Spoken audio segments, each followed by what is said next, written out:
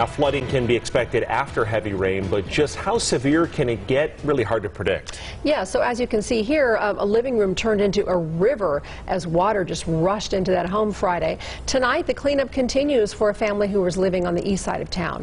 That's where we find Victoria Saha joining us now live with a closer look at that damage. Yeah, just about everything that was inside the home has now been scattered all around this front lawn in hopes that if it airs out, it could be saved. It's just a portion of what the damage that the flood has caused.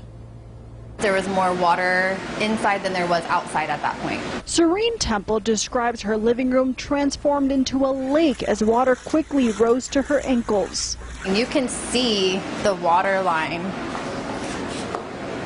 how high it was in here. Temple's home and yard flooded, making it difficult for her kids and pets to live in. Were you scared? So scared. I don't think he's ever going to want to go swimming ever again. Huh, are you going to want to swim? Temple says there was no way to start the cleanup until the water drained. But there was one issue. The drain by her house that Clark County is responsible for was clogged until you see neighbors clearing it. It went from like, oh, that's a lot of rain to, oh my God, that's a little river. Okay, that's a giant river. And I knew before it came in the house. The flood destroyed a majority of Temple's belongings along with her prized artwork. I painted all of this when I was 18. Temple rents the house. She says a restoration company started the cleanup, and on Tuesday, fans provided by the company were still blowing in every room.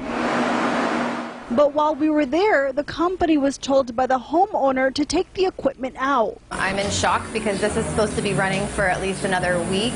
Temple doesn't know if she can continue living in the house if damage isn't fixed.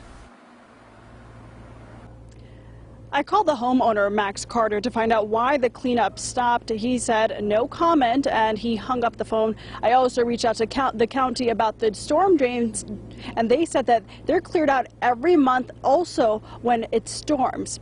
Victoria Saha, 8 News Now.